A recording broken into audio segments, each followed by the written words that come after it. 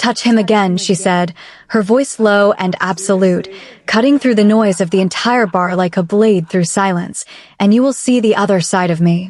The three men turned and looked at her, this curvy, tattooed, dark-skinned woman standing between them, and their target with the stillness of someone who had already decided how this was going to end, and they laughed. That was the last mistake they ever made in that bar. The first man reached out to shove the stranger again, and before his hand connected, Natasha moved. He hit the table so hard the glasses on the next one rattled. The second came at her swinging. She caught his arm, twisted it to an angle that made him cry out, and drove him face first into the bar counter with a crack that stopped every conversation in the room cold. The third tried to run. She caught him by the collar without even turning fully around, dragged him back, and put him on the floor with one strike so clean and final that he sat there blinking up at her like he couldn't understand what had just happened. Then she straightened, smoothed her sleeve down her tattooed arm, and turned to face the man she had just saved, who was standing perfectly still, chest barely moving, dark eyes fixed on her with an expression that was not fear, not shock, not even simple gratitude. It was something older than all of those things.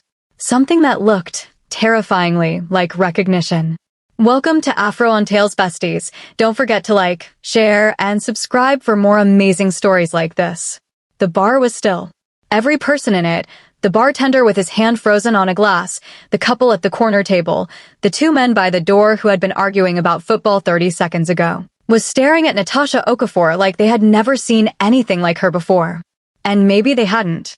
She was standing in the middle of three unconscious men, chest rising and falling steadily, one tattooed arm relaxed at her side, the other braced on the bar counter with the casual authority of someone who had not broken a sweat.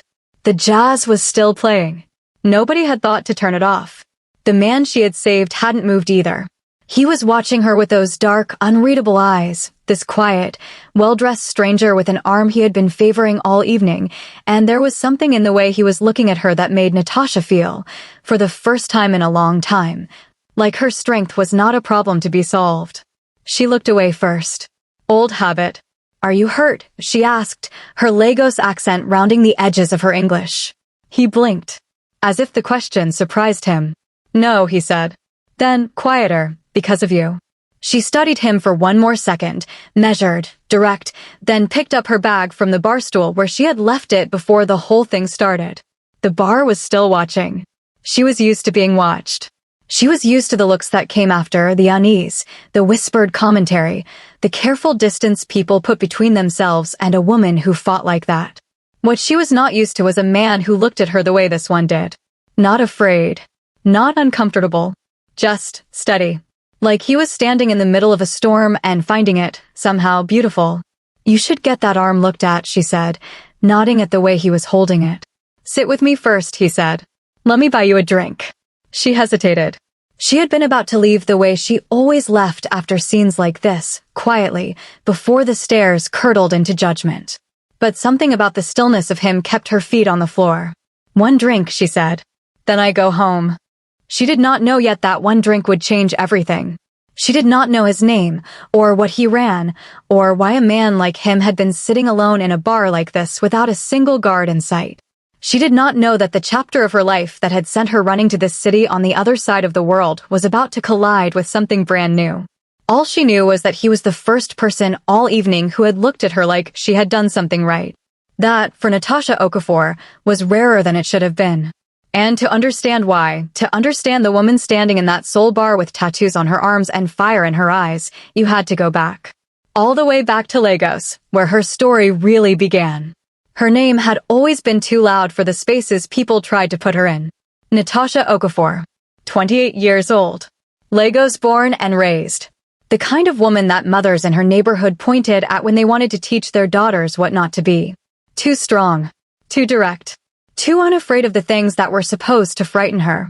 She walked through Lagos the way she walked through everything, spine straight, shoulders squared, tattoos tracing bold patterns up both forearms and winding toward her collarbone, eyes that held a steadiness most people spent years training out of themselves. "No man will ever marry that one," the women in the market said when she passed. "She behaves like a man," the neighbors said. "She is too much," everyone said. "Too loud. Too hard. Too much. She had heard it so often the words had stopped stinging somewhere around her 22nd year. Now they were simply background noise, the Lego soundtrack that ran beneath the heat and the traffic and the smell of suya on open grills. She did not enjoy being feared. What she enjoyed was peace. And if the price of peace was the reputation she carried, she would pay it without complaint. It was on a Thursday afternoon that the trouble started near the market. 3 boys harassing a woman selling groundnuts, calling her names that no human being deserved to hear, while the woman's hands shook and her eyes stayed down because she needed to sell those groundnuts to feed her children that evening. Nobody moved to help. Nobody ever did. Natasha set down her bag of tomatoes, walked over, and in under 30 seconds, the 3 boys were gone, one clutching his wrist, all of them suddenly very busy somewhere else. The groundnut seller looked up at her with grateful, uncertain eyes. Nobody else thanked her. They muttered. They shook their heads. A woman nearby said loudly to her friend, "You see why no man will marry that one. Imagine bringing something like that home to your family." Natasha picked up her tomatoes and kept walking. She had stopped waiting for thank yous the same year she stopped waiting for apologies. That evening at home, she was different. Her mother, Mrs. Helen Okafor, sat in the small living room watching her evening program, and Natasha cooked jollof rice, fried plantain, the way her mother liked it. She hummed softly. She brought a plate to her mother and sat beside her, and Mrs. Helen patted her hand with the tenderness of a woman who had always seen the soft thing living underneath her daughter's steel. "You are a good girl," Mrs. Helen said. Natasha rested her head briefly on her mother's shoulder. Just for a moment. Just long enough to remember that she was loved somewhere. "I know, Mama." The Nigerian army had made Natasha what she was, and it had also broken something in her that she had spent years trying to repair. She had enlisted at 21, one of the few women in her unit, and she had been better than most of the men, faster, sharper, more disciplined. She had loved the structure of it, the purpose, the feeling that her strength was finally pointed at something worthy. The mission in the northeastern bush had been classified. 7 of them went in. In the chaos of an ambush, real, brutal, close range, her unit had pulled back. She had been separated by 200 meters. They had left without her. She survived 3 days alone in hostile terrain, injured, rationing water, using every skill she had ever been taught.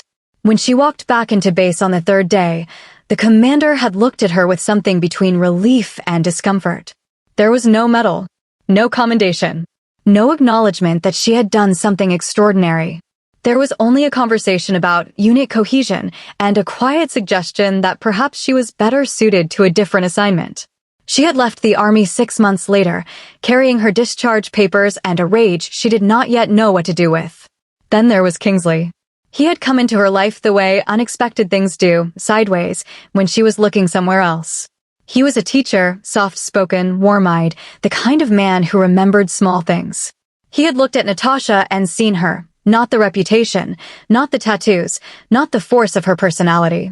Just her. For 2 years, she had allowed herself to be loved. She had laughed more than she had in years. She had let her guard down, degree by careful degree, and she had been happy in the quiet, uncomplicated way that people are happy before something shatters it. Kingsley's family had other plans. She met them once. Just once was enough. His mother had sat across from her with a smile that did not reach her eyes and said, carefully, "We are just concerned that a woman with your temperament will have difficulty in a marriage. Our son needs a peaceful home." His aunt had been less diplomatic. "This one will beat our son. I have seen women like this. They are too strong. They do not submit." Kingsley had said nothing. He had sat at that table and let the silence speak on his behalf, and Natasha had understood, with the same cold clarity she had used to survive 3 days in hostile terrain, that she was on her own again. She had stood, thanked them for their time in a voice as calm as still water, walked out and not looked back. She had cried exactly once, alone, in her bathroom, the tap running so her mother would not hear. Then she had packed a suitcase, called a travel agent, and bought a one-way ticket to Seoul, South Korea. Seoul in March was cold and clean and entirely indifferent to Natasha's history, which was exactly what she needed. She found a small apartment in Mapogu, took a language class, and got a job at a logistics company where her English and her sharp organizational mind made her immediately useful. She covered her tattoos with long sleeves. She spoke quietly. She smiled when people were rude, swallowed her instinct to correct injustice, and told herself that this was growth. It did not feel like growth. It felt like shrinking. A colleague at work, a man named Park Dae-jong, persistent and increasingly familiar, had started leaving coffee on her desk with notes that she had not asked for. When he stood too close during the elevator rides, she stepped away. When he made comments about how exotic she was, she smiled and said nothing. The Natasha who had grown up in Lagos would have ended that in 3 words. The Natasha in Seoul walked to her apartment that evening and stood in front of her bathroom mirror for a long time, looking at the woman reflected back at her, trying to figure out where she had gone. It was a Saturday evening in early April when everything changed. She had gone to a bar 2 streets from her apartment, a low-lit, unpretentious place that served good beer and played jazz at a volume that allowed for thinking.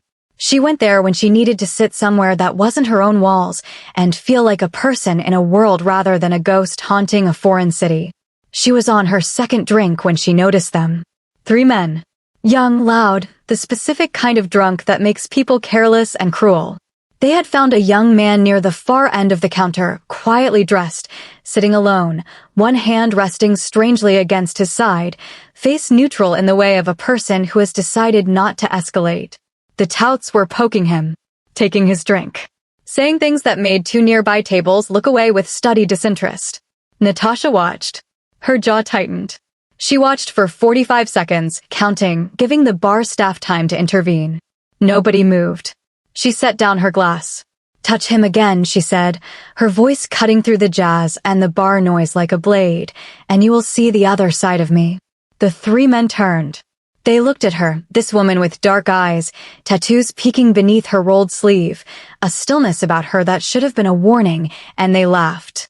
"Who is this one?" the tallest said, in Korean, grinning at his friends.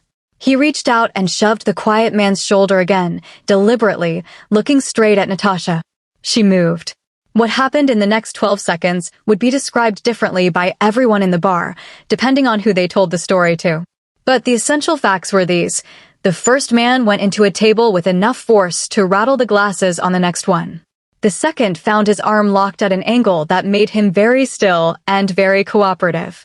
The third made the mistake of trying to come at her from behind and discovered that she had already anticipated this, turned, and introduced his face to the bar counter with a firm, decisive efficiency that left him seated on the floor looking confused. The entire bar was silent. Natasha straightened, smoothed her sleeve down, looked around the room. Nobody spoke. She turned to the quiet man she had defended, who was standing very still, watching her with dark, unreadable eyes that held something she had never seen directed at her before. Not fear. Not shock, exactly. Something closer to recognition. His name was Han Min-soo, and he was not, in any ordinary sense of the word, a man who needed saving. He ran the Han Syndicate, the most powerful criminal organization in Seoul, with reach extending into Busan, Tokyo, and 3 cities in mainland China. He had 300 people who answered to him, a network that made the city's politicians nervous, and a reputation that had been built, deliberately and carefully, over 11 years of strategic violence and strategic restraint. He had gone out alone that Saturday evening for the first time in 4 years. It had been a foolish decision, and he had known it before he made it. But there are moments, even in the lives of powerful men, when the armor becomes too heavy to breathe in, and he had needed, desperately, to sit somewhere as a person rather than a symbol. The gunshot wound his left forearm, sustained 3 weeks earlier in a confrontation with the Cha faction, his primary rival, was still healing. It had been dressed and cleaned, and the doctor had said another 2 weeks. In any other situation, he would have had 4 men within arm's reach, and the matter in that bar would never have escalated to a point that required intervention. But he was alone, and his arm was not functional, and the 3 men had found him at a moment when he was genuinely, unusually, vulnerable. And then she had appeared. He watched her dismantle 3 men in 12 seconds with the calm efficiency of someone who had been trained for exactly this, Not bar fights, not civilian brawling, but genuine, disciplined combat. The angle of her movements. The way she had accounted for all three before the first one even hit the table. The complete absence of rage in her face while she did it. Military training, he thought. Recent. High level. When she turned to look at him, he felt something move in his chest. He could not name it, and he was not accustomed to things he could not name. "Are you injured?" she asked, in English, her accent placing her somewhere West African. He realized he had been staring. "No," he said. "Then, because of you." She looked at him steadily. "Someone should have stepped in sooner." "Yes," he agreed. "They should have." She picked up her bag from the bar stool where she had left it, apparently preparing to simply leave, as if she had not just reordered the entire environment of the room. "Let me buy you a drink," he said. "To replace the one that got disrupted." She looked at him for a long moment with those dark, direct eyes that gave nothing away except intelligence. She hesitated, he insisted. "One drink," she said. "Then I go home." He almost smiled. Of course. He did not tell her his name that night. Not his real name. He told her he was a businessman. She told him she worked in logistics. They sat at a corner table while the bar slowly returned to its normal noise around them, and they talked for 2 hours about Seoul, about Lagos, about the particular experience of being somewhere that is not home and finding it surprisingly freeing. She was sharp. Funny in a dry, effortless way. She spoke with a directness that most people spent years training out of themselves, and she wore it naturally, without apology. He asked for her number before she left. She gave it to him, which surprised her more than it surprised him. If you're enjoying this story so far, besties, hit that like button and drop a comment below. Have you ever had someone step in and save you at your vulnerable moments? Let us know. The next day, he sent a car. Not a message. A car, sleek, black, with a driver who handed her a note that said simply, "Dinner tonight. I know a good place. M." Natasha stood at her apartment door in her bathrobe holding the note and felt something she hadn't felt in a long time, flustered. She told herself she wouldn't go. She got dressed anyway. The restaurant was quiet and expensive and overlooked the Han River, and Han Min-soo was already seated when she arrived, dressed simply, his injured arm resting easily on the table. He stood when she entered. His eyes moved over her once, just once, and the expression in them was controlled, but not completely. She noticed. She was trained to notice. "You dressed up," he said. "I was already dressed," she said, sitting down. He almost smiled again. She was beginning to understand that with him, almost smiles were the equivalent of other men's laughter. Over the following weeks, a pattern developed. He called. She answered, not always, not immediately, just enough to keep the conversation going because the conversation was genuinely interesting and she was genuinely lonely, and she had not yet allowed herself to acknowledge either of those things fully. He noticed the soft act. It was at their fourth dinner that he set down his glass and looked at her with a directness that mirrored her own and said, "You don't have to do that around me." She stilled. "Do what?" "Make yourself smaller. Softer. Whatever it is you think you need to be in order for people to accept you here." He paused. "I met the real version of you first. In that bar. I'd rather keep talking to her." The silence between them stretched. Natasha felt something shift, something deep and structural, the kind of shift that happens when a wall you have been maintaining for years develops the first crack. "You don't know anything about the real version of me," she said. "No," he agreed. "But I'd like to," she told him. Not everything at once, she was not built for that, but in pieces, over dinners and walks along the river and one afternoon in a small cafe where rain hammered the windows and made the world feel smaller and safer. The military. The mission. The abandonment. The silence afterward. Lagos, and the way a society could make a person feel like a problem to be solved rather than a person to be known. Kingsley. She kept that one brief, just the essential shape of it, but he heard it. She could tell by the way his jaw set slightly when she mentioned the family gathering where she had been evaluated and found lacking. "They were afraid of you," he said. "They were disgusted by me." "Fear and disgust look the same from the outside," he said. "The difference is what's underneath. Disgust is just discomfort dressed up. People are disgusted by what challenges them." He looked at her. "You challenged every idea they had about what a woman was supposed to be." Natasha looked at her hands. At the tattoos that had marked her as other for so many years. Does that bother you? She asked. Quietly. More quietly than she had intended. No, he said. And the flatness of it, the complete absence of qualification, landed somewhere in her chest and stayed there. It was another week before she learned who he really was. She arrived at his apartment, a penthouse in Gangnam that she had assumed belonged to a very successful businessman, and found 3 men in suits in the hallway who straightened when she appeared and who she immediately clocked as security rather than employees. He was on the phone when she entered, speaking in rapid Korean, and the conversation was clearly not about logistics. She caught specific words: territory, faction, message, and her military brain assembled the picture with quiet efficiency. When he ended the call and turned to find her watching him, he knew immediately that she had understood. He told her the truth. Fully, without softening it. Han Min-soo. The Han Syndicate. 11 years. The scope and the reach, and the specific kind of power that made certain rooms go quiet. Natasha listened without interrupting. When he finished, the silence held for 10 seconds. Do you hurt innocent people? She asked. No. That's a line. That has always been the line.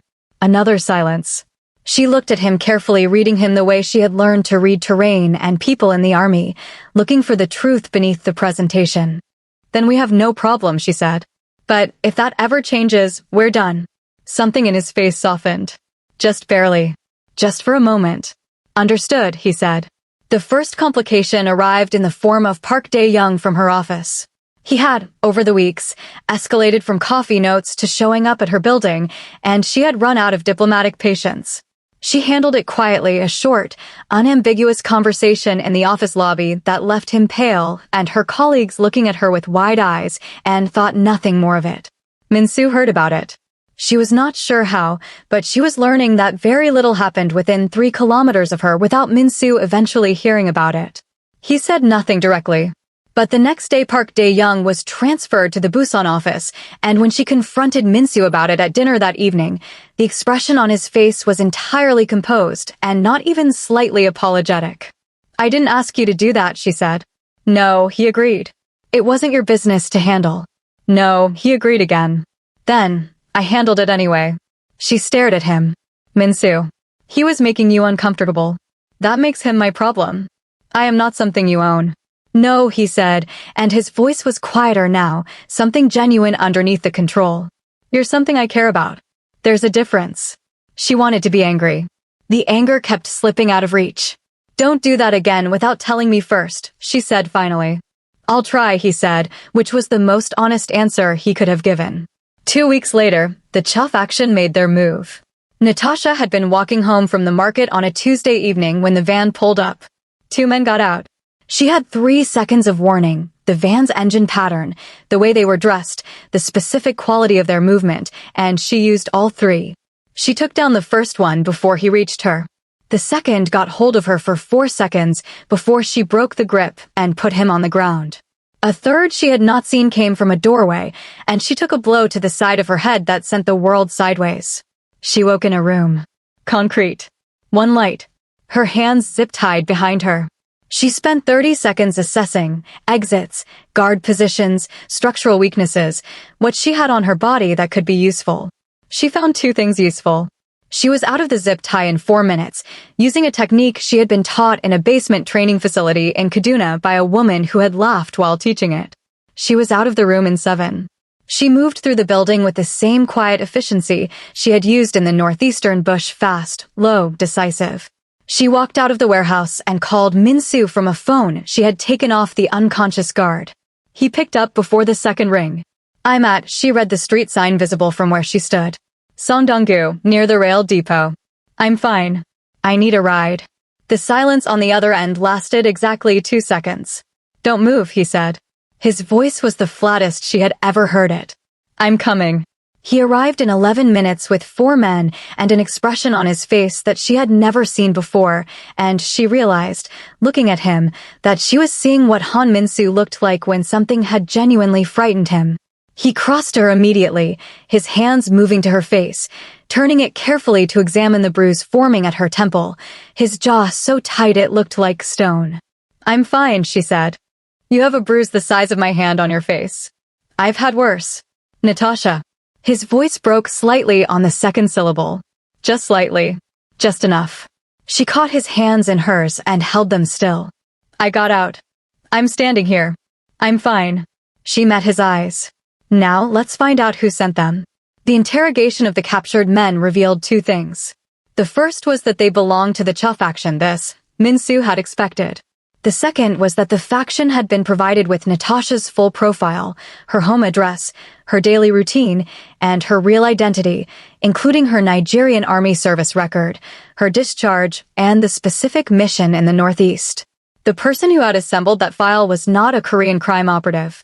The person who had assembled that file had been in Nigeria, and was now in Seoul. She saw him on a Wednesday afternoon, 3 days after the kidnapping attempt. Kingsley.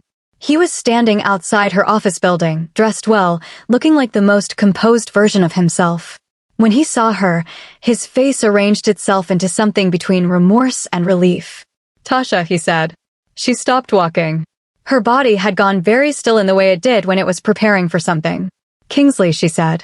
I've been looking for you for 2 months. He stepped closer. I made a mistake. The biggest mistake of my life. I know that now. She studied him, the familiar face, the eyes she had once trusted absolutely. Something moved in her chest. Not love. Not anymore. Something older and more complicated. The memory of pain. Why are you in Seoul? She asked. Because you're in Seoul, he said simply. Where else would I be? She did not tell Min-soo immediately. Not because she was hiding it, she told herself that, but because she needed to understand her own reaction first. She was not in love with Kingsley anymore. She was certain of that. But his presence had reopened the room where she kept her deepest wound, and she needed to sit with that alone before she brought it to someone else. Min-soo noticed the shift in her within 24 hours. What happened? He asked. Nothing. The look he gave her said clearly that he did not believe her and was choosing not to push for now. A few days later, he found out anyway. She was not sure who from his network had seen them, her and Kingsley, talking outside a cafe she had agreed to meet him at, hoping to close the chapter cleanly, but Min-soo called that evening and his voice had a quality she had not heard before. Careful. Controlled. Something underneath the control that was not quite calm. Who is he? She told him. All of it. He listened without interrupting. When she finished, the silence was long enough that she thought for a moment he might not respond. He's staying in Seoul? Min-soo said. He says so. Another silence. And what do you want? She thought about it, genuinely, honestly. Nothing from him. That chapter is closed. She heard him exhale slowly. Just once. All right, he said. But Kingsley was not in Seoul simply for love. Min-soo's intelligence team discovered it first. Kingsley Adeyemi had been approached 3 weeks before arriving in Seoul by a contact working for the Cha faction. He had been offered money, a clean identity, and safe passage in exchange for one thing, information on Natasha Okafor, the woman now connected to Han Min-soo. Her background, her weaknesses, her patterns. Her military record, which Kingsley, who had known her in her post-army years, could describe in specific, useful detail. He had taken the money. And then, perhaps eaten by guilt, perhaps calculating that proximity to Natasha might yield further value, he had come to Seoul and stood outside her building and called it love. When Min-soo presented the evidence to Natasha, setting the file on the table between them without comment, she sat with it for a long time. She did not cry. She had expected to. She did not. What she felt was something past the reach of tears, a cold, clarifying anger that settled in her bones and made the world very sharp and very clear. He gave them my army record, she said. Yes. He's the reason they knew where I lived. Yes. She closed the file. Straightened. Set her hands flat on the table. I want to talk to him, she said. Natasha. I want to look at him, and I want him to know that I know. Her voice was quiet. Completely steady. That's all I need. Besties, if Kingsley were your ex, what would you have done? Drop your answer in the comments below and don't forget to like this video. The confrontation with Kingsley happened on a gray Friday morning in the lobby of his hotel. She found him at breakfast, reading his phone. He looked up when she sat across from him, and whatever he saw in her face made his expression change. She slid the file across the table. One photograph, one transaction record. That was all she needed. He looked at it. He looked at her. Tasha, I can explain. Don't, she said. Please. Don't explain to me. Her voice was even. Clear. Like water over stone. You were the one person in my entire life who saw me and chose me. And then when it cost you something, you chose yourself. I accepted that. I left and I healed and I built something new. She held his gaze. But then you came here. And you used the one person who actually loves me, who has never once asked me to be less than I am, as a tool for your own agenda. And that, she said, I will not accept. Kingsley's face had gone gray. I was trying to get back to you. I thought if he was gone. You thought you could remove him, and I would come back to you. She shook her head slowly.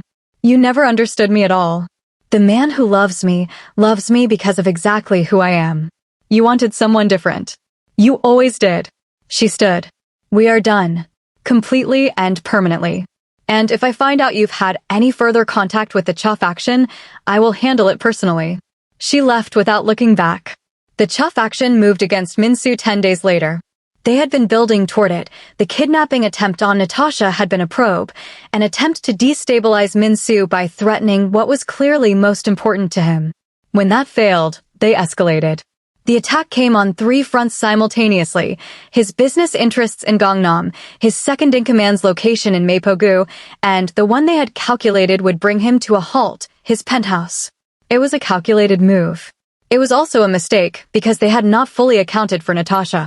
She had been at the penthouse when the first signal came through. Minsu's security system, a 3-tone sequence she had learned meant immediate threat. She moved before the guards finished processing it, securing the east entrance, directing 2 of Minsu's men to positions she had identified in her first week at the building as the most tactically sound.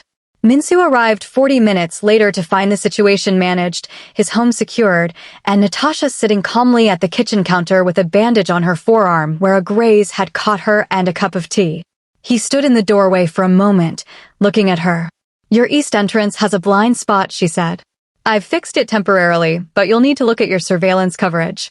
He crossed the room in 4 strides, pulled her up from the stool, and held her not gently, the way people hold fragile things, but fiercely, both arms around her, his face in her hair, breathing hard. She didn't pull away. She held him back, just as hard.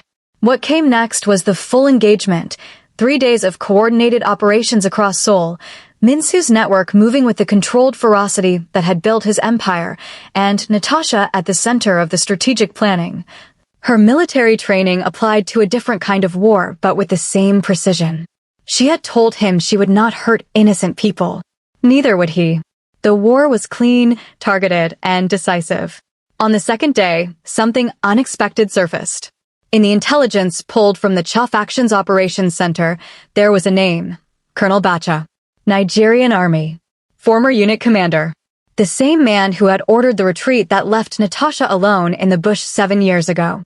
He had been in Seoul for 11 months, operating as a private security consultant, and for the last 4, as a paid strategist for the Cha faction, providing tactical analysis and, because he had recognized Natasha's name in faction briefings, specific intelligence about her military capabilities and psychological profile.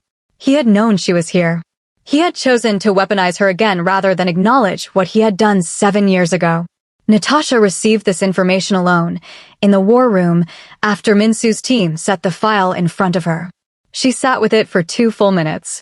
Then she stood and walked to the door and said to the man waiting outside, "Tell Minsu I need a location." She confronted Colonel Bacha in a warehouse on the eastern edge of the city, on the 3rd day of the war, with Minsu's men securing the perimeter and Minsu himself standing 6 feet behind her, not in front of her, not between her and what she needed, but behind. Present. Available. Hers to call on if she needed him. She had told him that was where she needed him. He had listened. Bacha was older than she remembered. His face had the look of a man who had made calculations all his life and was doing it now, assessing her, the room, the exits, his odds. "Private Okafor," he said. "That's not my rank, and this isn't your army," she said. "You left me in the bush for 3 days. I survived. I came home. And instead of acknowledging that, you erased it. And then you followed me here and used the story of what you did to me against me." He had nothing to say to that. She had not expected him to. "You don't get an apology from me," she said. "I stopped needing one a long time ago. What I needed was to stand in front of you and let you see that everything you thought was weakness in me was actually just something you were too small to understand." She looked at him steadily. "I survived you. I survived everything after you. And I am standing here without any of the scars you were supposed to leave." She stepped back. She looked at Minsu. "I'm done," she said. He came to her side immediately. The war ended on a Thursday. The Cha faction's leadership structure collapsed under the coordinated pressure. Colonel Bacha was delivered to a contact at the Nigerian embassy with a detailed dossier of his activities, his abandonment of his unit, his illegal consulting work, his involvement in organized crime. She did not need violence for his reckoning. She needed the truth on record. Minsu's empire emerged from the 3 days stronger than it had entered, enemies neutralized, alliances reinforced, a message sent so clearly that it required no words. And Natasha Okafor, who had come to Seoul to make herself invisible, had ended the week more fully and completely herself than she had been since the day she left the army. 3 days later, she found him on the rooftop. It was just after midnight, the city laid out below in lights, the Han River a dark ribbon in the distance. He was standing at the edge with his back to her, jacket off despite the April cold, and she walked to him and stood beside him, and they were quiet together for a while. "I need to call my mother tomorrow," she said eventually. "Tell her hello from me," he said. She turned to look at him. "She doesn't know you exist." "She will soon." The quiet that followed had a different quality, warmer, heavier. "You saved my life," he said. "Twice, if we're counting the bar." "You saved mine," she said. "In the ways that matter." He turned to face her then, and she looked at him, this man who had seen her at her most dangerous and her most vulnerable, and had chosen both versions without qualification, who had stood behind her when she needed him to and stepped forward when she needed that. And she felt the last piece of the wall come down. "I don't want to pretend anymore," she said. "Not here. Not with you." "You haven't been pretending," he said. "Not for a long time." He reached up and traced one of the tattoos on her forearm, the one that curled from her wrist to her elbow, slowly, deliberately, as if memorizing it. "You were never too much," he said. "The world you were in was just too small." His eyes found hers. "You are exactly the right amount of everything." She felt it land. Deep. True. All the way down. She had spent 8 years waiting for someone to say that and mean it. She had stopped expecting it. And then this man had walked into her life from the wrong end of a bar fight and said it so simply, so plainly, so completely, that there was nowhere left to hide from it. She stepped closer. He was still, waiting, the way he always waited for her, certain but never pushy, present but never consuming. "Minsu. Don't let me run," she said quietly. "If I get scared and try to leave, don't let me." Something shifted in his face. The last of the composure, gone. Something real and undefended underneath. "I will burn down every road you try to take," he said, "and stand at the end of all of them, waiting." She laughed, a real one, the full, warm laugh that Mrs. Helen knew and that Lagos had tried to take from her. And Minsu, hearing it for the first time without any restraint in it, looked at her the way a man looks at something he has been waiting for all his life without knowing he was waiting. He pulled her close. She let him. 6 weeks later, Minsu flew Mrs. Helen Okafor to Seoul. Natasha didn't know until the car pulled up outside her building on a Sunday morning and the door opened and her mother stepped out, wrapped in her Ankara print, looking at the city with wide, delighted eyes, and then at her daughter, and then at the tall, serious Korean man standing slightly behind Natasha with an expression that any mother anywhere in the world would have recognized immediately. Mrs. Helen Okafor looked at Han Minsu for a long moment. He bore it with complete composure. "You love my daughter," Mrs. Helen said. It was not a question. "Yes, ma'am," he said. "And she is enough for you." "As she is." "She is more than enough," he said. "She is the standard by which I judge everything else." Mrs. Helen turned to Natasha with shining eyes. "This one," she said, "keep him." Natasha laughed so hard she had to put her hand over her mouth.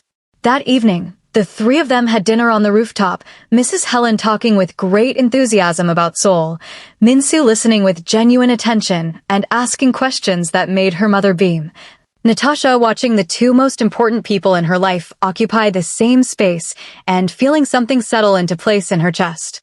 After dinner, while her mother had gone inside, she and Minsu sat at the rooftop edge again, shoulder to shoulder, the city below them. "I need to go back to Lagos," she said. "Not to stay. Just to close things properly." "I'll come with you," he said. As simple as that. She looked at him. "You're not afraid of Lagos." "I'm not afraid of anything you're a part of," he said. Then, without changing his tone, "Move in here when we get back." She raised an eyebrow. "That's your proposal? I can do it more formally if you prefer." "Minsu." "I have a ring," he said. "I've had it for 3 weeks.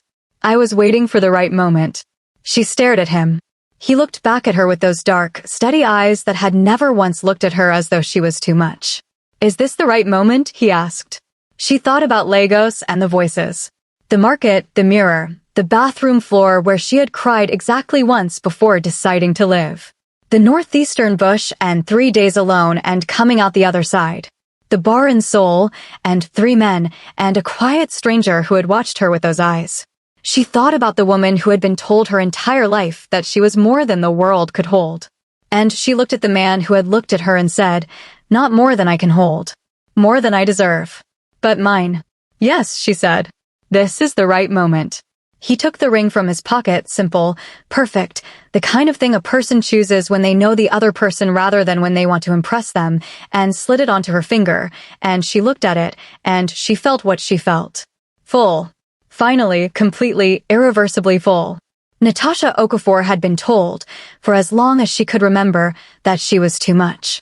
Too strong. Too fierce. Too unsubmissive. Too tattooed. Too scarred. Too loud in her existence. And she had taken all of that, every word, every rejection, every battle, and she had carried it across an ocean, and she had sat in a bar on a Saturday evening and decided, one last time, to be exactly who she was.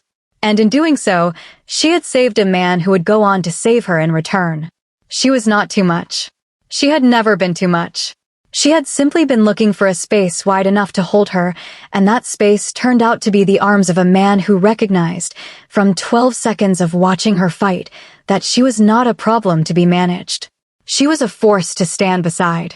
She found love not by changing herself, but by refusing to stay changed. She found peace not by surrendering her strength, but by meeting someone who saw her strength as the most beautiful thing about her. The world had said, "Tone it down." Han Minsu had said, "Turn it all the way up." And Natasha Okafor, finally, beautifully, had listened to the right voice. And that, besties, is the end of Natasha and Minsu's story, the woman they called too much. This story teaches us that there's always someone for everyone. Never try to shrink yourself just to be accepted by the society. If this story moved you, if Natasha reminded you of someone you know or someone you are, hit that like button, share this video with someone who needs to hear it, and subscribe to Afrohan Tales so you never miss a story. Drop in the comments, what was your favorite moment? Was it the bar fight? Minsu meeting Mrs. Helen? Or the rooftop proposal? We read every single comment. And if you want more stories like this, fierce women, powerful love, and the kind of romance that doesn't ask you to be less than you are, then you are in exactly the right place. Until the next story, besties, take care of yourselves. This is Afro on Tales, where love is never ordinary.